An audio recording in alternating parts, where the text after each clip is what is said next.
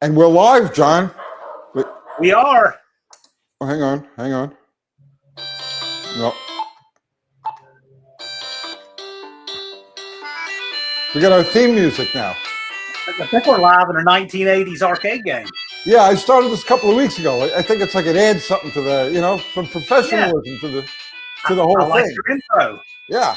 Oh, it's pretty loud. There we go. Welcome back, John Wilbur. We have Wilbur music now. So it's been several, at least 3 or 4 years since we've actually done anything together. I started to put this up because it's been 1,400 days. I actually looked. 1,400 days? You're kidding me. Since we last did a live. Yes. 1,400 divided by 365. 365.25. You got a leap year in there, but that's like 7 years. That's a long time. Not quite, but it's overdue. How's that? So if you guys who don't know, John was a regular early on in this channel's life. We had a lot of fun together. We did a lot of lives. He was the trivia master, always coming up with these questions. I mean, really good stuff. He comes up with things that are way out there. So I figured tonight, let's do that. Let's do some automotive trivia. We have things to give away. We have shirts, right? Yes, I have shirts, banners, and decals. John has decals and things. But before we dig into any of that, for the people who don't know who you are, John, tell them. So I am the original UTG moderator from back when you guys first started streaming, which would have been about 2019. Supermind, yeah. Yeah, when the channel was really small. And for those in the chat who don't remember, Tony used to wear the white tank tops and speak in sound bites and just killed it with good original content. It was fun to watch, but it was just, you could tell he was just hammering those videos out. And then I remember he said, if Freiberger can do this in one take, I'm going to do it one take too. And since then has become a really good presenter, and it shows. But those early days of the channel were different. They were fun. I was completely out of my element. It was like, talk to a camera. What? But we got off to a weird start for sure. But it matured nicely, and it was like you were part of that whole evolution. We had some crazy lives. You remember it was so interesting. You ducking into a Chinese restaurant, on camera one time to hide from the camera, and just random goofiness, but it was all within the sphere of automotive content. It was a lot of fun. I think we can kind of travel back to those days a little bit. At least I'd like to. I think sometimes I'm afraid we've become like too serious around here. I don't know when the serious part ever happens, but it's a lot of fun. I see Thumper in the chat. We'll probably see a lot of guys who are regulars on Friday. Oh yeah, Mark Cervez in here. Planet Wisconsin, that's a new name. Putting his thinking cap on. Sean Benson, Bill McKeisko, what's happening, man? Amanda, hello, Amanda. Fun with cars. Paul Capizzola, what's happening, brother? Some of these guys, like Paul, have been around since the very beginning also. Oh yeah. Well, Thumper has. Yeah, Thumper, absolutely. Thumper is such a brilliant guy. I mean, like he's really, you'd think he was just a sweaty fat guy, but no, he's not. He's got a lot of insight on a lot of stuff. I remember you telling me that the long hair was a social filter one time. I think Thumper does that with his username. It's like a social filter. Well, it is. That's all. Get a haircut. No, don't get a haircut. It's this way people know you're not quite like them. You know what I mean? And they won't bother you with things like, oh, it's sunny out today. You know what I mean? They just can leave you alone unless they have something important to say. Tula Toilet, he's been around. The first time I met Thumper, I didn't know what he looked like. I met him in Sykeston a few years back, and when he introduced himself, I could hear his voice, and I said, "Oh, you're Thumper," because his voice is pretty distinctive. But I didn't know what he looked like, and he's nothing like what his username would have you think he is. He's actually, kind of a barrel-chested weightlifter guy, right? He's clean cut, and just nothing like you'd think of his username. Don't spoil the image, man. I have a mental picture of. I don't want to meet him now. I don't want that image to be blown. I picture him just sitting there eating a pizza with sweat pouring over. Oh no. uh, Mexican Olive is in spec. now. Mexican spec. So Oh, yeah, we've got serious. a Stuntman Jim, Sean Newhouse, Walt Rogers. Got some names here. Sport guy. Yes. Welcome everybody. So John, what is okay? You've got the number Disney. 126 behind you. Yes. Tell the people what 126 represents. Well, several here know what it is. Mexican spec, Dizzy Izzy, Thumper. Lots of folks know, but that is how many days it is until the No Name Nationals, which this year is going to be the last weekend in September. It's technically 125 days, 3 hours and 54 minutes from now, but who's counting? But the whole point is that the orange paper gets everybody on the same page as to when the event is, so they can't lose track of it. So This that's is the how much official time we have. countdown. That's the countdown, and we do it every year. So And we try anybody who wants to participate in this knows that that's how many days they have to get their stuff together. That's it.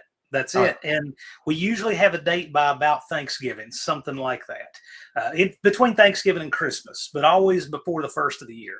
All right. And Now when they see explain to the orange people. number appear, that's when they know. Explain to people exactly what the No Name Nationals is. The No Name Nationals is what grew out of the idea of having a cookout in the middle of the country with my YouTube friends at a drag strip has turned into a pretty big affair. And we generally have a little more than 100 cars show up every year, probably 200 channels if you count the spectators and the participants. But it's a blast. Useful entertainment. Howdy. Yeah, see, Marty's sitting there watching UTG and Wilbur and one. I know it's like Ghostbusters crossing the streams. But it's a fun event. It's family friendly. We've never had a fight in the pits or anything. It's a bunch of friends hanging out where a drag race breaks out, and it's a blast. And it's our community get together homecoming every year. We have a big cookout on Saturday night, big burnout competition Friday night, bracket racing, lots of call out racing, which is really what it's built on, calling out your friends and whatnot. And we have the legendary Ron Ward in the announcer tower, and we run a good program. It's a lot of fun. We have a dinner cruise on the Thursday night, camping on the grounds, 3 days of fun and safe debauchery. Okay, now you can't just roll up to this thing and say, hey, I'm an automotive YouTuber. I want to be in this event. You have to qualify for this. This is true. We have 500 subscribers as a threshold for the simple reason that it forces people to risk their egos, invest in the community, get to know people, show people what they're working on, what they're doing, give up a little bit of anonymity for the sake of people getting invested in you and your story and what you're building and your triumphs and your tragedies and all of that. And it makes for a really tight-knit community. Anybody can get 500 subs who wants to commit to just putting out some videos and trying. But that's the point. It forces people to do it, make it happen. In fact, we've got some No Name 500 alumnus in the chat. Thumper is, Dizzy is. Well, what I was going to say is you've actually got some very successful channels. We do. That originated with the No Name 500. You want to list a couple of them? Well, right off the top of my head, I remember I was the very first subscriber of Two Hacks Jeff. Okay. And he's pushing 20,000 subs now. I know that the Nelsons were very early in their channel. They have 100,000 subscribers now. There's several channels between 20 and 50,000 that got their start for the first No Name Nationals. Dead Dodge Garage Jamie says that a lot of that was the inspiration for his channel, which I kind of find hard to believe. That guy really took off, but he says he's coming back this year too. Yeah, well, I was talking to him, I don't know, maybe a month ago, and that's where he got started, trying to get the subs for the No Name 500. He got them and some to spare. Yep. So yeah, this can actually grow to something. You know, it's not just a whim. This is actually a good stepping stone. If your goal is to do this type of stuff, you know, be an automotive YouTuber, it's crazy. It's a crazy business. This is a viable avenue in the No Name 500. You know, you got a good community there that'll back you up, get you to that initial. See, that's the thing, right? You can post videos all you want, okay? And you're really at the luck of the draw as far as the algorithm goes. But when you loop into a group like this, where everybody's kind of supportive of each other, they'll sub to you. and they'll start the momentum rolling. And once that happens, the algorithm sees this and it starts sharing your stuff, and then it becomes like a snowball rolling down the hill. It just keeps growing and growing and growing. And we've got legit big channels now that got their start with John and the No Name 500. One thing too is I noticed that a lot of them will really grind to get the first 100, and then the first 200, and then they make it up to 500, and then they quit even counting the subs. But by then they've gotten in the habit of posting videos, making content. Before you know it, they have 1,000, and then they have 2,000, then 5,000. Where'd that come from? But it's because, like you said, you start putting branches on the tree, and the algorithm starts picking them up. And there were also, you've done tutorials. Yeah, we have a content creator workshop at least twice a year just to help people get started who've never really given this a go. We show them how to make shorts, how to title videos, efficient ways to produce. As you know, you can put out a week's worth of shorts in an hour and just schedule them to drop. There's a lot of little tricks to that if you want to do it. But we're just helping people get started because a lot of our folks have never done any kind of content creation before. They like the concept, and we just help them get started. Yeah. Well, Dizzy's one of them. Dizzy got his 500. He was a few short coming to race day, and we told him make a cardboard sign and panhandle at the gate just for fun, and he did. And there's a lot of ways it can be done, and it's a lot of fun. We do it together. And when the guys get close to 500, like when they get to around 470 or so, I'll have them on for a live, and we have a 500 party. And then all the people in the chat will reach out to all their social media, Facebook, Instagram, Twitter, X, whatever, and put the links out there. And I always say, if they earn your sub, subscribe to them. I never just say sub to them because I want it to be very clear they earned their own. They punched their own ticket.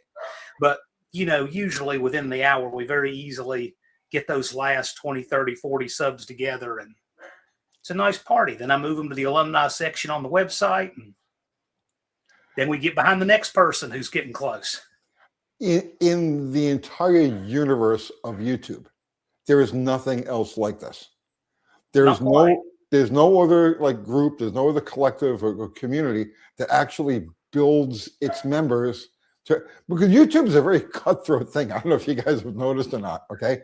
But It's an extremely cutthroat thing. And having actual friends in it are very, very rare. I mean, I'm doing this for 8 years. I can count on one hand and lose a couple of fingers on how many actual friends I have. There's a lot of people that will, the frenemies and stuff like that. So it's a very, very cutthroat world that we're in. But these guys work together and they build each other up. And I've never seen anything like that. And I didn't think it was going to be as successful as it has been. I see the Sample Bridge over there. He's another one of our No Name 500 guys right there. He's part of the Useful Entertainment crew. It's so good seeing folks here that I recognize these friendly names. But it was something Tony said a while back that inspired a shirt that we had for last year. So we always have these shirts, right? Okay. We did a limited run of these because I've heard that people get into YouTube for either fame or money, right? And we say there's another reason to do it. Community. That's right. Yeah. So we did a bunch of run of those shirts, had about 100 of them, and went in the burnout pit on Friday. No warning, no announcement, and we advertised those shirts for sale right there in the burnout pit before we fired up, and sold out in 15 minutes. Excellent. And people love the whole concept that yes, YouTube does not have to be about fame or money. It can genuinely be about the community and the love of what we're doing and hanging out and being together and so forth. I love that. That's awesome stuff, man. That's awesome stuff. You want to jump right into some trivia? Sure. Absolutely. All right. So what are the rules here exactly? Well, I've migrated a little bit away from trying to do things that can be subjective, right? So if you say that, well, was this the first, somebody will find some car company that made 7 cars in South America and say they were 6 months soon, that kind of thing, right? So I try to get things that have a really objectively one answer, but they're things that are hard to Google. Does that make sense? So we'll Yeah. we'll In kick other it words, off. guys, don't bother hitting your phone right away looking for the answer because you already Well, beat me through this. some of them just take some thinking, right? So we'll do one. I've got one right here. I've got one right here. Okay. Okay. This is a Well, drum, right? wait. Let's put up the prize here. Okay. Our prize. I'm gonna do a prize. We'll do a No Name National shirt. All Okay. right. Well, I'm going to see your No Name National shirt, and I'm going to raise you a this is your Brain on Nitro shirt. I like it. This is one of our latest ones. It's in commemoration of that Top Fuel fiasco that we're neck deep in at the moment. So yeah, one of these shirts.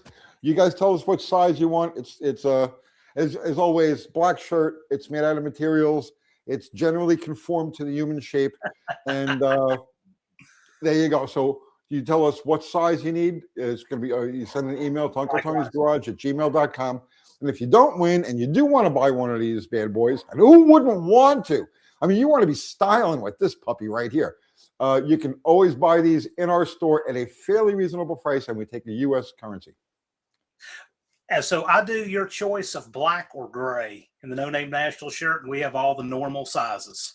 Oh, you're like an aristocrat, black or gray. Yeah, and all of our stuff is printed in America. A member of our own community, Tony from Gunslinger Graphics. He does it all in Prescott, Arizona.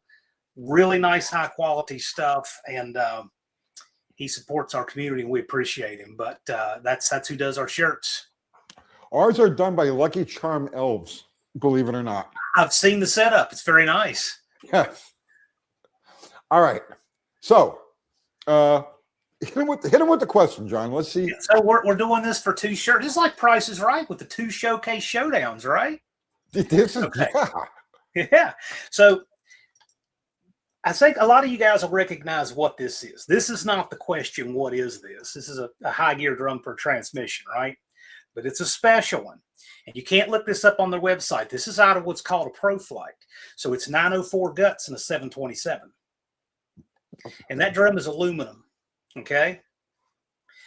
I'm gonna give people a little bit to do this. Let's see what they can do. We'll see who gets the closest, say, within a couple of minutes here. What does this weigh in grams? Oh. Ooh. I'll let you see it from every angle. Yeah, give them a good. It's got the bushing in it. Okay. And it's got the check ball, which is for a quick release of the trans brake. It is aluminum. Okay. Okay. It's a deep drum designed to run 5 or 6 clutches. And this one's got a big crack in the bottom. That's why it's, in my hand and not in the car. But this is out of a super stock Hemi Dart. I'm going to be looking to see what you guys got in grams. All right. So we'll give you guys a few minutes and see who gets the closest. Yeah. When do we close the contest on that one? We'll give them 3 minutes. How's that sound? That works for me. Yeah. You running a timer? I'm looking. I'm looking. I got to take quick notes to see. Right. And I'll scroll back. Okay, we got Fun with Cars 128. That seems light. What's on there? 330. Robert Fish says 167. Now, if somebody gets it, we'll stop it right now. Yeah. Yep, we will. Okay, 350.99 from Oscar Gonzalez. Olive says 214 grams. Wheelie King 1,300 grams. Freddie Bebop 50. I think it actually has mass to it, but I like that. Sean Benson, just 40.3. show again. And it's not math, KJ Colley. It's not math, but you can try to make an educated guess. You can go online and try to look at competing products, but to the best of my knowledge, there's nothing like that online on their website. His website is really Spartan. You got to call him to get anything. Now, who's this? Whose website is that? This is ProFlight. This is what's their name? It's Dave Smith's his name, I want to say. Okay. So Mexican spec is at 425 grams. I'm watching them. Indica Dogo 84. Hellbilly Lost 333 grams. The Sample Bridge 1725. Paul Capizzola 1133. We've got some good guesses here.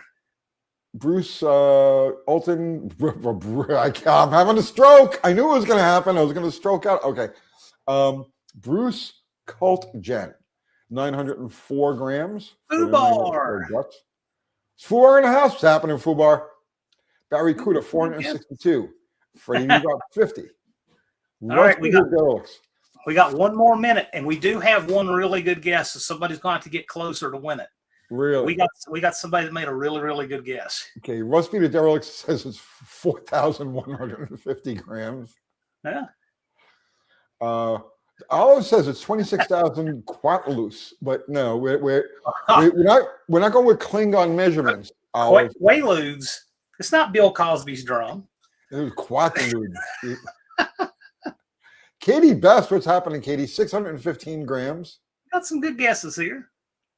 Now, Mexican Spec put up the link to my channel. I actually had this on my channel, but you guys literally don't have about 30 more seconds to find it, so I don't guess we're going to.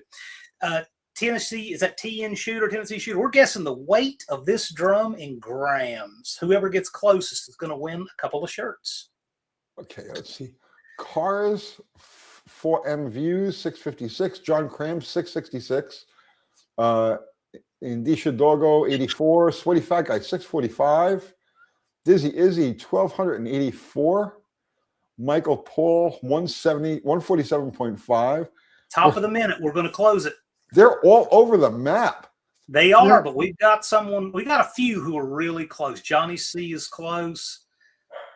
We got some close ones, but I got a clear winner right now. You do? I do. Okay. And at the top of the minute, when I see the top of the minute flash, we'll close it and we'll give the winner. What do you want me to do? At the top of the minute, we'll call the winner. Okay. So it's 8:21 Eastern. Oh, Wazonda, you're close. I see some close. All right. Top of the minute. The guessing is closed, and we do have a winner. Okay. Who is the winner?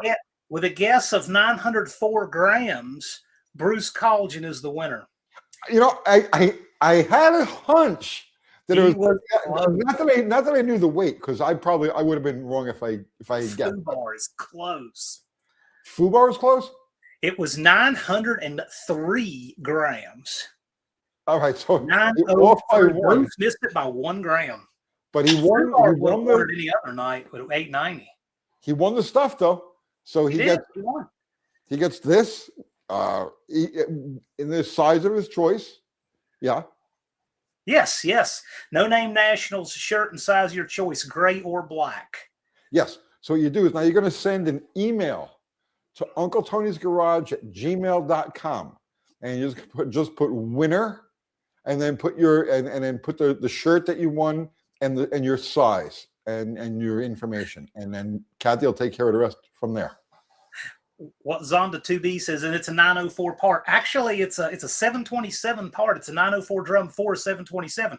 And people who say he cheated and it's rigged, I guarantee you nobody called this guy to get this number. He probably doesn't keep it in his own head. So this is one that you can't Google. You can't, It's the kind of thing that John Cope would say, I don't want that kind of information in my head, like it push something useful out. Right, exactly. All right. I was thinking it was like 12 or 15, someplace in that range. Yeah, it's 903 grams with the bushing. Well, this is what makes those Hemi darts so quick. I mean, and you can look. I don't know if you can see it good in here. You might be able to see it. There are little shatter marks where the steels between all the clutches I can't chew really... away. They chew away at just under the snap ring. Oh, you can okay. see it good in there. And these drums, they don't live a long service life. Like you have to change the fluid every 25 passes because the aluminum slime. So, but if you're running all out and you want a really, really fast Hemi dart, that's the kind of stuff they run. Well, Bruce, it kind of is. It's a 904 drum, but it's made to run a 727, so it runs on a 727 output shaft. I think I asked John when I was setting up the transmission for Bottle Rocket. I asked John if he had anything like that, and he didn't. He's got mostly what he sells is going to be the billet steel drums. Yeah, I just wanted to put the 904 guts in there. Well, to do that, you got to have a case that's set up to run. The only thing different in the case, surprising to me, is that they moved the adjustment for the second gear band. You have Where to they move move it? they just move it down like 3/4 of an inch. Really? And so if you buy an SFI 727 case, it's got both bosses, and you can drill and tap the 904 one if you want to make like a Pro Flight style with the SFI case. How were they doing it? Because I know they were doing this back in the 70s. They were sticking the 904 guts in there. How were they doing it back then? I assume they were just TIG welding a bung on there in the right spot. In fact, that's probably how a lot of them were until these aftermarket cases. Interesting. I didn't know that. I think that's what the company that makes these does. ProTrans, I think that's what they do. Yeah, I knew it was done. I just didn't know how. Well, I've seen it. I know how they do it. They move it. But if you look at the new SFI cases that Cope helped develop with FI, there's actually 2 spots to thread in the adjustment for the band. And that's the reason why. One of them's for the 727, and one of them's for the 904 guts. Anytime the SFI, those 3 letters come up together, I kind of break out a sweat. I have SFI PTSD. You know, the SFI thing is crazy to me. Howdy, Dr. Art, Willie King, how are y'all? The SFI thing, I've heard how they do it, and once they have something certified, it's very easy for them to get something else certified, and I'm not convinced that these SFI cases would survive an explosion anyway, because a drum explosion, as you know, is very violent. I know. Yeah, I've had a couple. That C-body that you had on your channel. That's right. It fragged the drum pretty good. Yeah.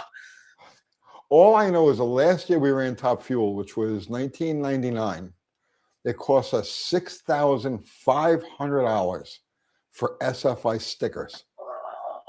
$6,500, and this is 27 years ago. And think about that, right?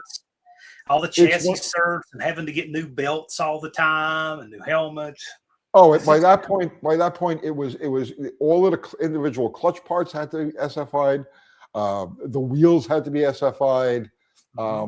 Which is everything, literally, like everything needed to have a take. It was a scam. It's just a way to. It's just a way to feed the old boys club, you know. Well, the manufacturers lobby to get that. The manufacturers lobby the sanctioning bodies to get it. Yep. I mean, that's how it works. Okay, so Fubar just put up a link to your channel. Thank you.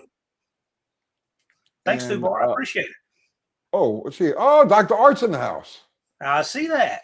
Hello, everyone from the backwoods of Paris, Tennessee, where I'm out scouting. Some land just popped in for a second where I got some cell reception. Wait, some land just popped in. Oh, he's scouting some land. Okay, you got a weird period there, Dr. Art. You didn't tell me you're going to buy land. I would have given you some cash. I want land too. Paris, that's just north of Camden. I've been to Camden many times. Where in relation to where I am right now is that? Camden is about 2 hours west of Nashville, and Paris is just a little. Oh, I know exactly. Okay, all right, I know where that is. Yeah. That's near Memphis City, correct? It's not Memphis, but Memphis City. I don't know. I know it's about halfway between Memphis and Nashville. If you're on I-40, I know that. So you're saying close to Jackson? Yeah, it's close to Jackson. It's this Jackson's side of Jackson. About the middle. Okay. Yep. Yep. It's an interesting place. I'll tell you that. Robert Fitch. Funny car PTSD, SFI PTSD. What doesn't give you PTSD? Dude, if you knew what I went through back when I was doing that stuff, if you had any inkling of how deep the sickness had clawed at my, and just totally turned my universe inside out, you'd understand. You would understand. Mexican Spec says women always want to go to Paris. Probably not this one, though. You're right. Or not twice. By the way, for those in the chat, you might. I told Tony earlier that I'm having some internet trouble here, and the audio works fine, but the video glitches up, so I can't keep track real time with what Tony's doing. So if I overlap him a little, I'm sorry, but it's because I can't see him in real time. So sorry for that. Yeah, but the audio's fine. you glitch in and out, and the focus goes in and out too. Well, the So, focus guys, is partly me because I reach up and put stuff toward the camera. no, right now you're out of focus. That's okay. I'm not pretty anyway. Oh, you're beautiful. Come on. Kentucky Lake State Park, big city. Yes, that area. Yes. And Jeff Brower is in the house. Now I'm going to have Jeff Brower PTSD soon. Jeff is the fellow that owns the Top Fueler. Ah, okay. All right. So how is the Top Fuel project going? It is. It's actually finally starting to come around. I got the heads back in my hands yesterday. That was 7 months. They had the head for 7 months. We got the clutch from Crower. That took a ridiculous amount of time too. But now the clutch is in the car.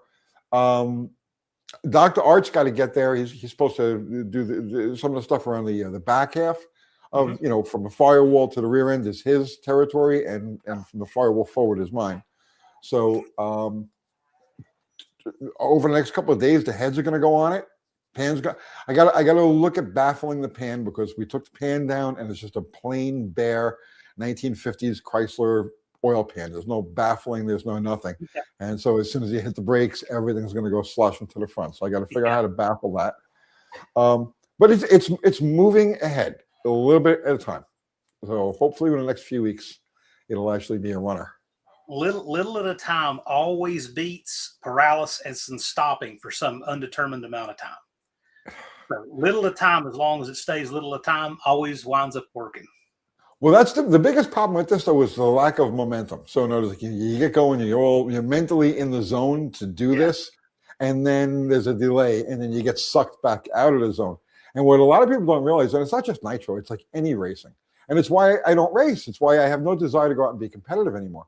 Is because there's this zone that you have to be in, right? And that zone, you're in that zone from the minute you wake up to the minute you go to sleep, and everything revolves around racing. Everything, every communication you have, everything you eat, every like literally your whole being has to be devoted to the purpose of racing if you want to be successful. Yeah. And I have no desire. I'm done. I'm so done with that. But something like this is just it's fun. It's fun for me because it's a chance to use knowledge, that dead knowledge that I have no other place. You know what I'm saying? It's like you have all the shit in your head. If you don't get it out and you die with it, it's like, what's the point? So that's right. This gives me a chance to like do a mental dump of everything I learned during my years of nitro stuff. Oh, please. Stuntman Jim has an interesting question. Thoughts on the Plymouth Volare of 1980? And the only thing is that I think about that, I think it was, in general, on the way to jumping the shark, the F-body was, but Bob Glidden was supposed to run a Volare in 1980, and they built the car. Yep. And then the Mopar deal folded, and he went back to Ford. But he was going to be running a 1980 Plymouth Volare with that W2 headed engine. No, he ended up running the Arrow. Oh, he had Arrow with and won with it, with that W2 headed engine. And then when the program wait, go back and say that again, because Ford.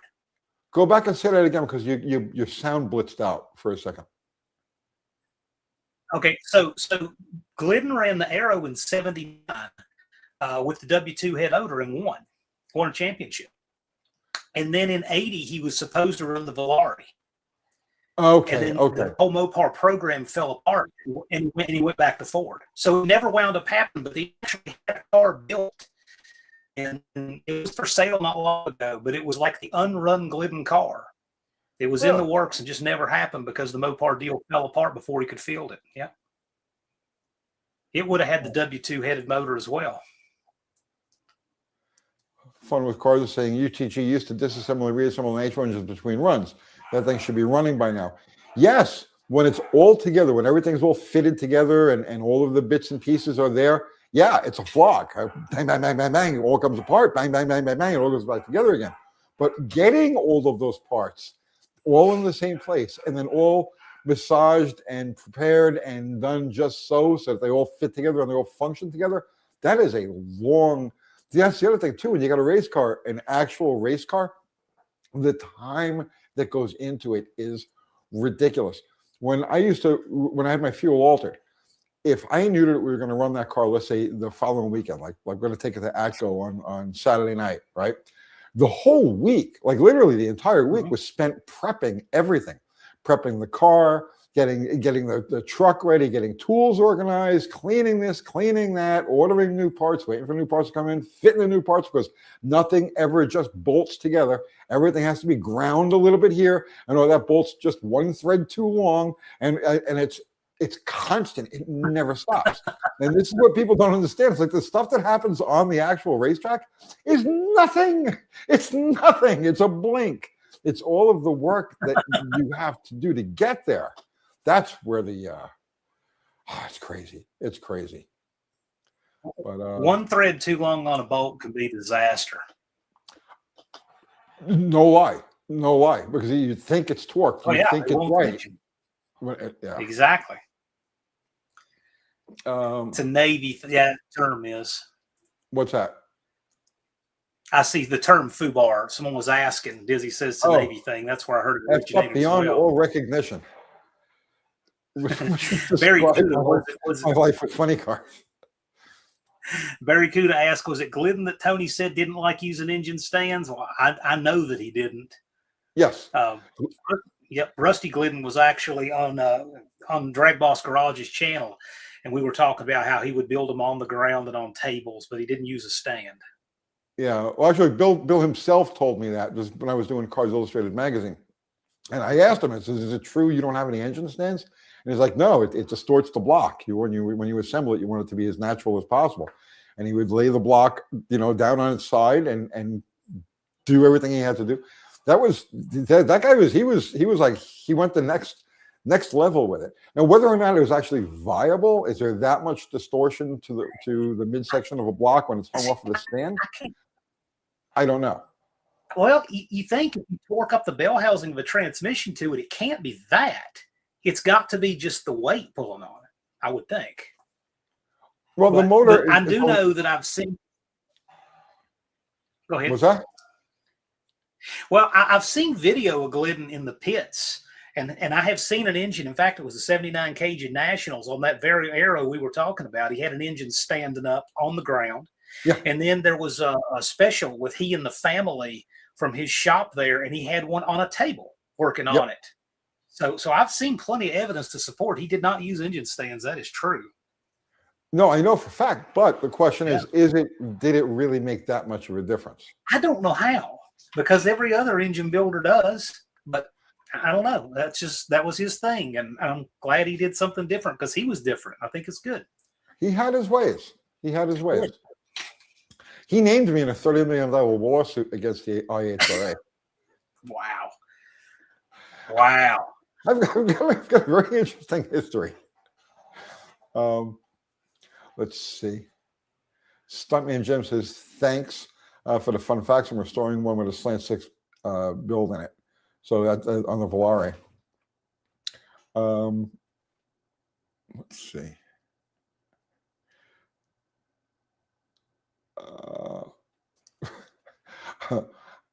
Ali, Retro Kid. I can't even begin to pronounce that. I rebuilt a motor. It was being held up by the head bolts dangling on a cherry picker. the exact opposite. I remember when I was in an auto shop, there was a guy loading a 460 Ford into a, and he had a crane, and he was using one little bolt in the intake to hold all of that. And by the time he backed the truck underneath of it, it snapped. The bolt flew across the room, and the engine fell, like all 800 pounds of it or whatever, fell into the bed of this Dakota.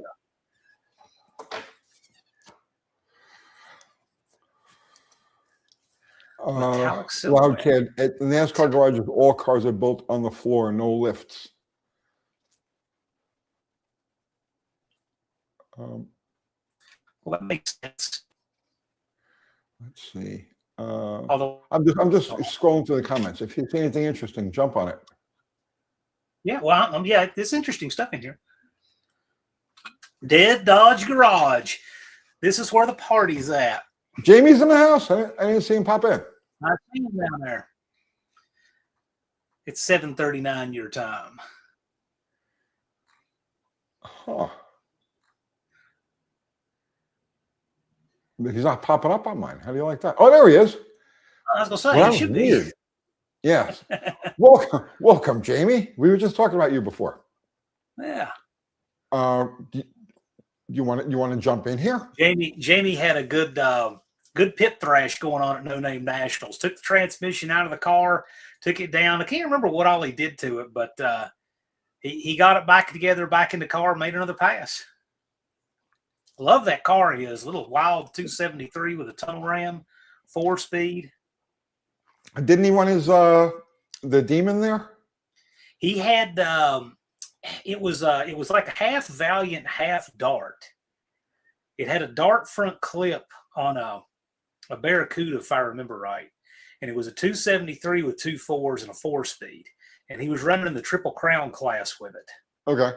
Really cool car. It would pull a little bit of daylight under the left front. I Pretty little machine. I raced him with the Demon, and Yeah. I beat him by 50. I gapped him by 51 cars. Whoa. Yeah.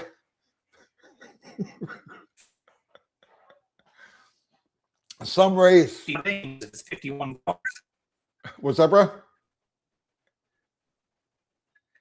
Yeah, that was Stumper says after the 4-speed he thrashed on Junkyard D's car. Yeah, we have a guy who showed up with a short block in his car and the rest of it in boxes. And they put the whole top end of that engine together in the pits, worked through the night, and they still got out to make a pass with it for the Triple Crown class. And Jamie was a real trooper. He got on that too. He worked hard all weekend thrashing with people. Jamie, do you want to jump in here? I'll have Kathy send you the link.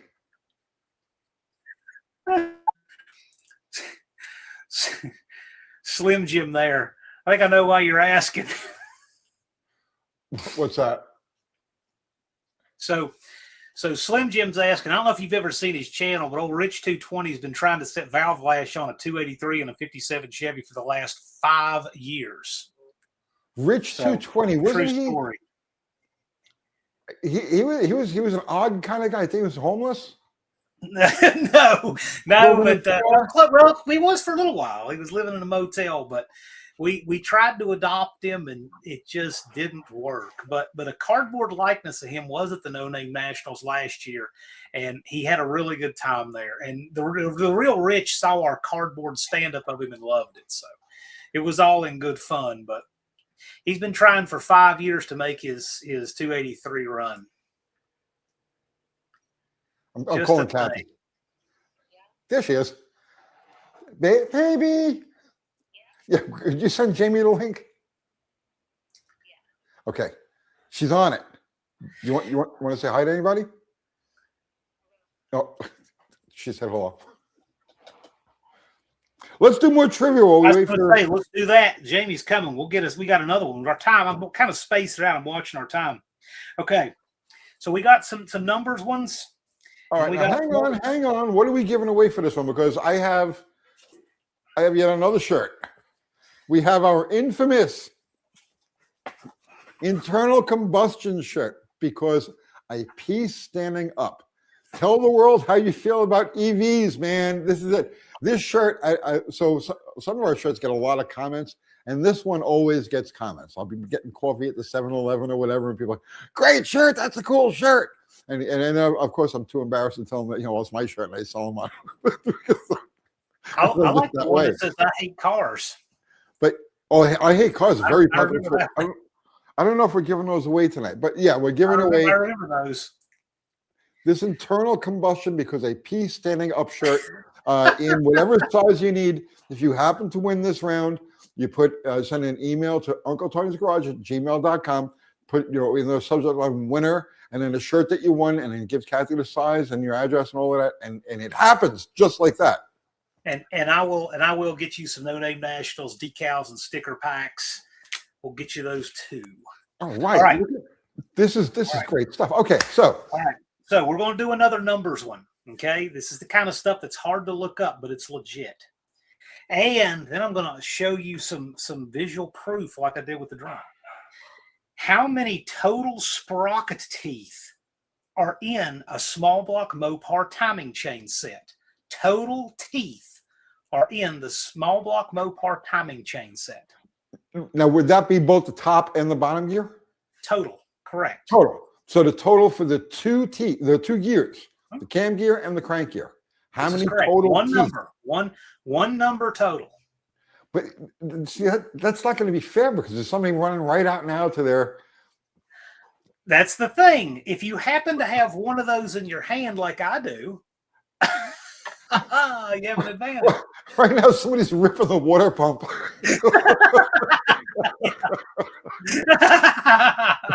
And Marty, I want that shirt. Single or double row? Well, with double row, we would count it as a 1. Okay. Now, Paul Cabazzola is right because there is a different tooth count. We're talking factory nylon tooth gears. Factory gears. So single row. Single factory gears. And I'll show you a profile like this. Okay, well, you guys are doing that. Fubar just put a link to my merch. So all of our awesome merch is in the store, and there is the link from the fabulous Fubar. I have not seen the answer yet, but this one, as soon as I see it, we'll call it. Okay. So we got Watsonda at 96, Sweaty Fat Guy at 178, Fun with Cars 98, Hellbilly Lost 97. Thumper, look at Thumper. What are you running, man? The Sample Bridge 72, Talk with Pop 78. I think Thumper's got a double overhead cam. I don't know what that is. Stephen and Bunkbird 54, Paul Cabazzola 88. Sorry, Fat Guy 224. We're everywhere. When I see it, I'm surprised nobody's got it yet. Because somebody is Googling a picture and counting, right? I'm sure. Yeah, Johnny C 96, Robert Fitch 22, Rope, all of them. I mean, Adam, we got some people close. 93. I can't believe nobody's gotten this. I can't either. I'm surprised. Oh, we got a winner. Who is it? Okay, let's make sure. Tony, in which order on your screen is Wheelie King and TX Liquid? Which one of those two do you have first on your screen? Okay. I've got Thumper with 68, Wheelie. Oh, wait. Oh, okay. Oh, see, yeah, I got.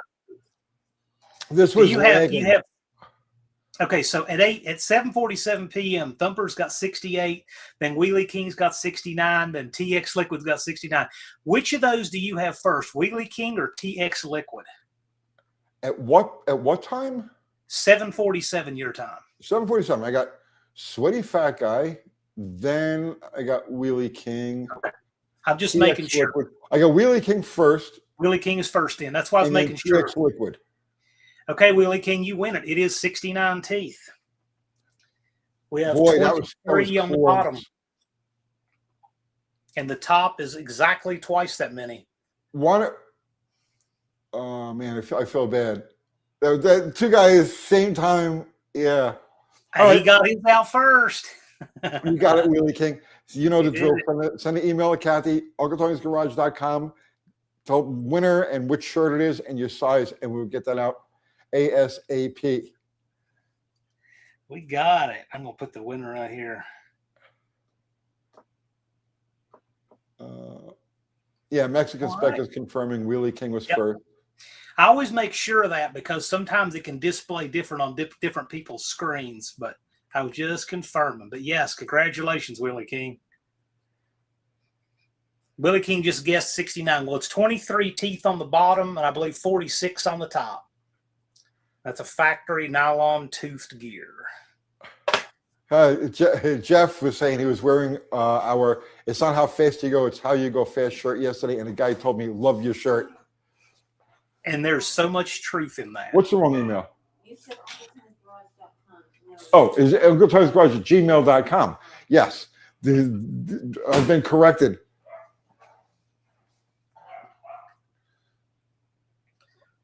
Thumper knew it was odd because even numbers hurt. Well, the top gear has to be twice the teeth of the bottom for it to work. Yeah. And so I started to put this up, seeing if anybody would get. If you guys hadn't gotten it within about a minute, and I figured you would, I was going to put this up, and then somebody slick could count that and figure it out. Wheelie King is wearing the Dodge quote shirt now.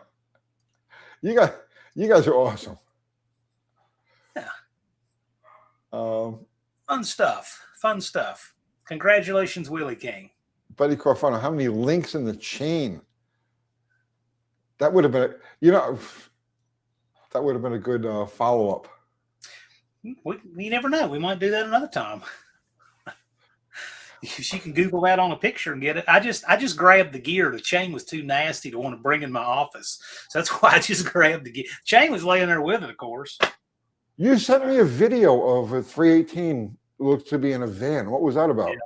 That's my van, and where the emissions have all started going bad in it, the carburetor is utterly unhappy. And so I've got two carburetors, and neither one of them run right. One of them runs a little better at idle, and one of them runs a little better at part throttle. But neither one of them are happy with the state of failing emissions. And I got to tell you, the carb on it now is an 87, and it doesn't even have an idle speed adjustment on it because it's an electric feedback carburetor. Just terrible. But anyway, we're putting the Quadrajet on it very soon. In fact, we're putting the Quadrajet off of Tony's Wrecker. So if you've seen his 1980 Dodge Wrecker, used to have the Quadrajet on it, we're putting that Quadrajet on it, that very one. That thing hasn't moved since I moved to the new shop. Mm. So from across this, Chat GTP said that the timing chain has 69 links, but the gears have 54 teeth. Nope, I got one right here. I mean, I have an actual. This came off of an 85 318 about a month ago. I counted them, and you're welcome to count this one. This is a factory gear. And in fact, I don't know that would even could possibly work, but it's the top gear has to be twice the count of the bottom for it to work, because the crank rotates at twice the speed the cam does to go through the 4 cycles, and you can see the one for the crank right here. And you're holding it in the exact position of top dead center. Yeah, if I turn the keyway, there you go. No, you went too far. Up, back a little bit. A little more. Right there. Yeah. And it's Jamie. What's happening, brother man? What's up? It's been a minute. Yes. Been a minute or 12. How's it going, John? Sir? All right. Man, I was just out in the garage. I was going to pull the overdrive solenoid out of my Borg Warner thingy I put in my 59 Plymouth. It does not seem to work. But this seemed like a better use of my time, so. Borg Warner, what kind of thing? It's a 3-speed, Chrysler transmission plus overdrive from like 1956, 7, whatever.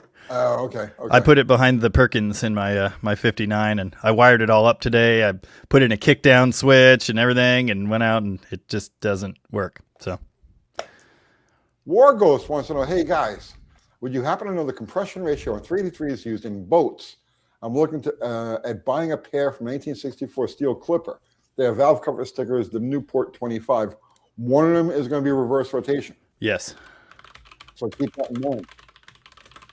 Which in itself would be a rarity. I bet you there's somebody out there looking for one of those motors. Interesting. So what is it? I'm sure it would have a cam that's ground to do that. But what the oil? Some of them have a cam that's cast to spin backwards. Some of them use some funky like reverse gear drive thing. I've never seen one of those on a Chrysler, but I know they exist. Yeah, the Chevys use the 2 gears that were meshed against each other. Yeah, so the cam still spins the normal way. Yeah. Without an idler. And then the Chrysler used a reverse ground cam, but the real kicker, the thing that'll get you, is the knurling on the crankshaft. Someone did a video about that. Wow. Me. You did a video about that? It was part of a larger video, but yes. I thought I was the only one who knew that. No, apparently not. No, I built one. So the crazy thing, it was actually VIN'd as a C-body engine, but it had been rebuilt and put in a boat. It's a 1972 440 with a forged crank. And I took it out. Well, no, I got it on a pallet and I rebuilt it and put it in a 73 Charger. And on that one, they had polished the knurling away. So there was no knurling at all. And because I mentioned it to the machine shop, I knew that was an issue. And they said, it's just smooth. I think you're fine. Not fine. It leaked with the nitrile or the rubber or whatever seal really bad. So I actually rolled a rope seal into that engine. Don't do that. But it kind of worked. Why is it that a boat motor would have to turn in reverse? When you have dual boat engines, you want your props going in opposite directions. That way your boat goes straight. Right. So when you have a single, it kind of wants to steer itself. Well, it would also matter how they're arranged. I mean, most regular boats are going to have them side by side with two separate props. Mm-hmm. Race boats might have them in line, which they would both be turning the same rotation. Right. But generally speaking, when you hear marine, always be thinking, it might be reverse rotation. Yep. If you're looking at a pair of engines, one of them's backwards. Tesla there, Nikola Tesla asks, how do you guys feel about needle bearings in a cam button? He's afraid it might come apart. Won't you run needle bearings and roller lifters? It'll be fine. Yeah. It'll last a long, long time.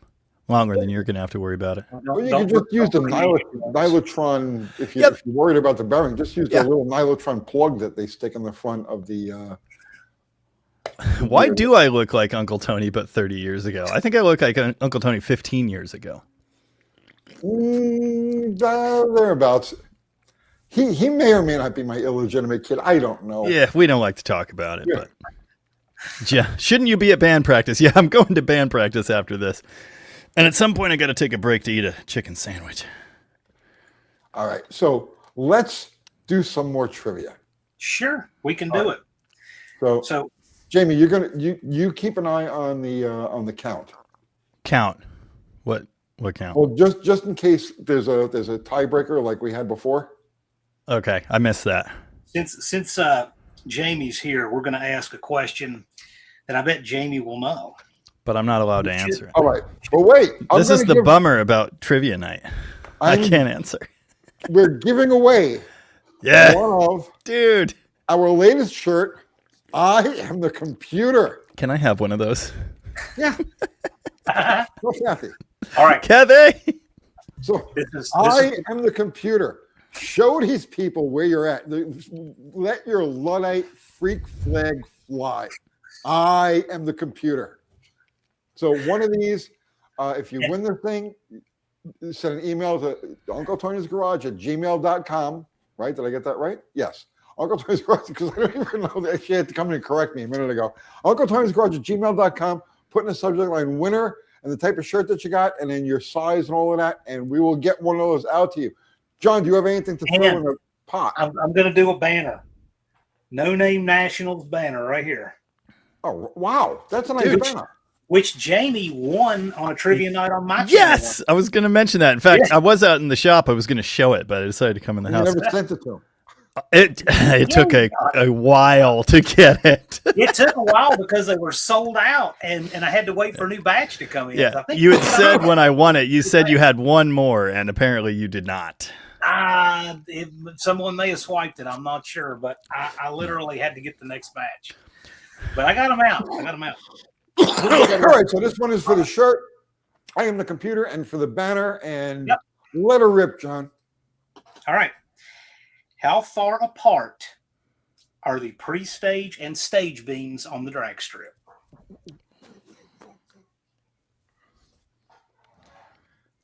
This is a test of who can Google fastest. See, now this one is easier to look up, but see, I don't always do ones that are easy to look up. Right. I don't actually know that, by the way. Well, somebody is gonna jump. I used to know it. I forgot. I don't remember. No, it's not 6 inches. Conrad Francis said 12. All right, Benjamin's got 2. Okay, we got a winner. 6 inches. What do you got? 5 inches. We got a winner. Stephen Bunkyard, 18 inches. Okay. So make sure, and I don't think anybody else has gotten it. I see Maurice G. 3143 at 7:59 Central. Maurice G. Yeah. Oh, there it is. There he is. Yeah. Yeah. 7 inches. He's got it 7. Is that 7 correct? between. What a weird number. I know. Isn't it weird? Now, some people are thinking of the guard beam, like that Stephen Bunky Bird there. He's thinking of the guard beam at 18, but no, we said between the stage and the pre-stage. It's 7. I see everybody all over the place. Okay. We're 7. Cool. Excellent. I should get have that. known that. That I was did all not. username. Man, I'm not Maurice. much of a drag racer, so Neither am I. Write it down. Some people call him Maurice.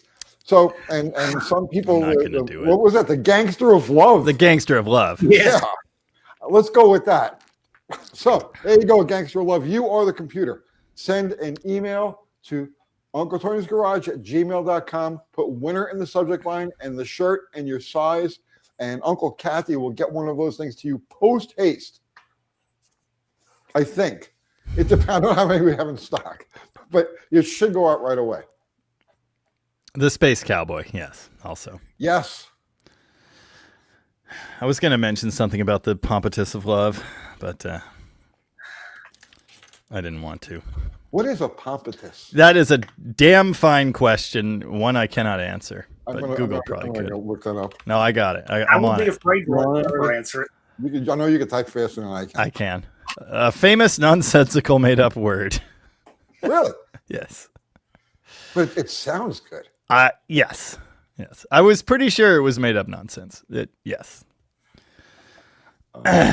He is a picker and a grinner. He is so many things. There's somewhere I've seen a list of the things that he is and is not from that song. It's quite I've good. seen that. It's I've quite seen good.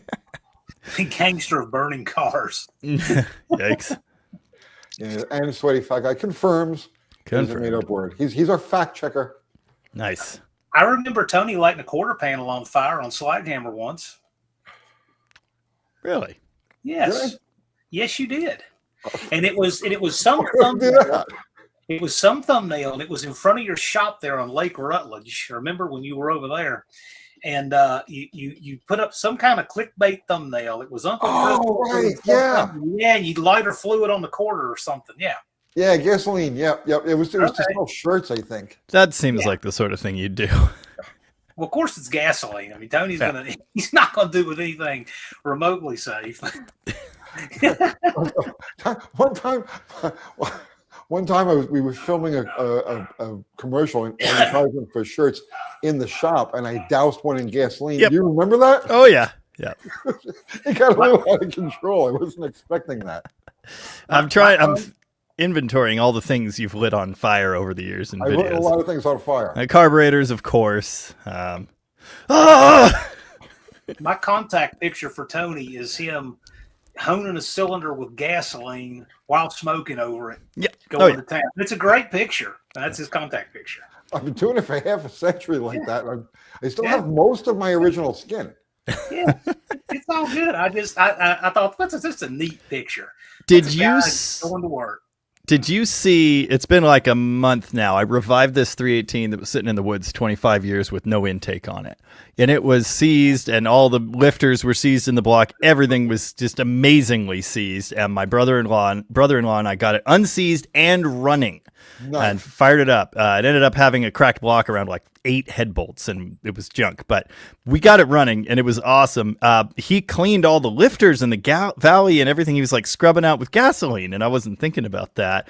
Needed to get the distributor out to prime it, and it was very seized. So I grab a torch, and I'm heating it up, and it's fine, and then I point it down in the valley, and it goes, boom, vapor, baby.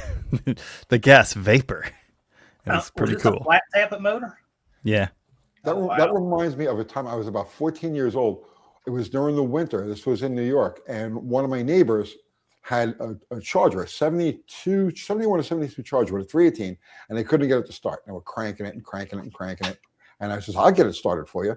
So they went to work, they did whatever, and I stayed home and I cranked it and cranked it and cranked it and cranked it. And I got it to kick every once in a while and cranked it and cranked it and cranked it. And I kept pouring gas in and I kept pumping the gas. And then finally the thing lit.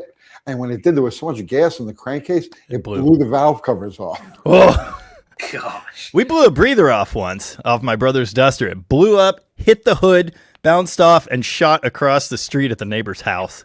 Just between us. It's amazing. I love stuff like that, man. Yeah. It really gets your attention. You know? It sure does. Wakes you up. That's how you know you're alive. Yeah.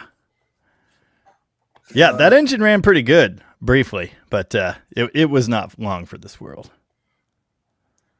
Talk with Pops saying Tony's best moment was smashing a Holly with a sledgehammer. The That quit was- smoking video. That's one of my I remember favorites, man. that. He was standing on top of the wrecker. Yeah. Screaming. Yep. Yep. What was the quote? I smoke now, I'll smoke till I'm dead. Get over it, or something like that. I don't remember. We used to do a lot of videos like that, and then we just got too serious. Yeah. Ever Yeah. blow The up Essential a- Uncle Tony. I remember that one. The Essential Uncle Tony. I don't remember that one. It was you had just picked up a bunch of subs from something, and so it was kind of like an introduction type thing, and it was just a bunch of questions about That yourself. might have, I think I deleted that video. Really? I deleted about 200 early videos. Yeah, I would like to do that. The problem is a bunch of my early videos are like the electrical ones that are like my bread and butter consistent. Well, I left a bunch of them, but there was some of them that were just so cringe. I was just like, no, I can't. I didn't like the way I talked for about the first 2 years. I'd like to get rid of all of those, but unfortunately, some of them are breadwinners. Tony and I were talking about that earlier. That originally Tony would speak in sound bites, trying to get used to the camera and Yeah, we've talked about this. Yeah, as a presenter. Yeah, that's still how I talk. I cannot speak on camera for more than 30 seconds without fumbling a word. I can't do it. I did it because of Freiberger. Yeah, I remember you told me that. If he can do it, I can do it. And damn it, you can. Somebody was like, Freiberger can do a whole video without ever having a stunt. I was like, I will tell you that I really believe in the whole YouTube universe. Tony is definitely one of the best at hitting all of his marks in one take without fumbling. Dude, it's messed up. That's hard to do. It makes me embarrassed. It makes me go like, why do I even bother? Like, it's not easy. it's hard. It's so hard. But my problem is my ADD is so crazy that if I don't get it out in one shot like that, I can never go back to it. Right. I cannot tell you how many videos I've shot, and then just like you go back. Like, I'm not crazy about that, and I end up deleting the whole thing because I can't go back. You've mentioned it in a few. You say this is like my third time trying to do this. Yeah. Someone mentioned Weight Watchers. That was a great early Tony video. Nothing's lighter than a hole. I drilled them in everything. Take any part of your car, throw it up in the air. If it comes back down, it's too fucking heavy. Yeah. Where is it? Hang on. I just had the key because I drilled for that video. I drilled holes in the key, and it was in here. I just saw it recently. I bet you Kathy knows where it is. Oh my god. Yeah, wore the white tank tops and everything. Yo, wife beaters. All I wore was wife beaters for years. And then we started printing shirts, and now all I wear is my merch. All right. Oh, I'm wearing my merch. Oh, it's a little worn out now, but you can get it at deaddodgegarage.com. Pre-worn out like that, or No, they only come new, unfortunately. let's see. I'm just scrolling. Oh, sweaty fat guy. The first video was thrown out, but it was the first video we had that actually took off on Facebook. Didn't really go anyplace on YouTube, but we were posting on Facebook back then, and it got like a couple 100,000 views on Facebook. And it was everything you need to know about an Edelbrock carburetor in under a minute. Nice. And we did. I thought that was a pretty comprehensive video. Nice. The stunt carburetor. Yeah, I think Zero. I think I sent the stunt carburetor to Zero. Mm. We used to give away a lot of stuff. We used to give away slices of pizza. Yeah. Yes. Like literally, you guys who don't know, we'd have contests like this and wrap up pizza and like Half macaroni empty and bottle of cheese. ketchup. I You think have to that do was the all-time. Really, it was a half-empty bottle of ketchup. It seems like I remember. Stuff like that. Whatever was laying within arm's reach. Yes. I mean, so if you were doing it in my kitchen, You did a Parmesan cheese shaker one time. I yep. remember that. Boxes of mac and cheese. We used to do lives in my kitchen at the kitchen table. So whatever happened to be laying around, like within arm's reach, is what we would give away. I remember I was cleaning out the nastiness in the Roadrunner, and I was doing it live. And Jed Scott, Scott Speed Shop, was watching live, and he was commenting on these nasty old sneakers and thousands of ants that were in this box with them. And he said something like, "Send them to me." And I'm like, "You be careful what you wish for." So I sent him a box, and he unboxed it live, and it was the shoes and the ants. I think he had 80 people watching unboxing this. That's not right.